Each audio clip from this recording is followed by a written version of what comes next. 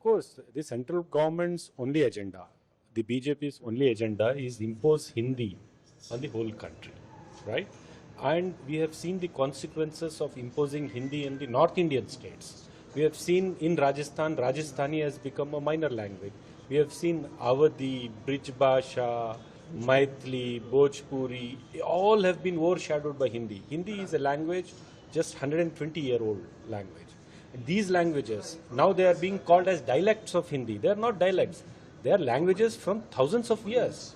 So, when a language can eat up or overshadow or suppress and call the original languages of Hindi heartland as dialects, what will happen to South Indian languages?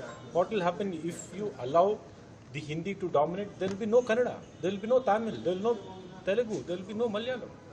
So we South Indian people we are sensitive towards our language, we are sensitive towards our culture, and we will not allow BJP or the central government to impose Hindi on any other language and any other culture. He also says that we are facing severe problems like NEP one side, other side the delimitation. See, NEP is in a way wants to promote Hindi by saying it's a three-language policy. If it's a three-language policy, why there are no faculty of other languages? Why there is no infrastructure to teach other languages except Hindi? So it is a way to bring in Hindi is one.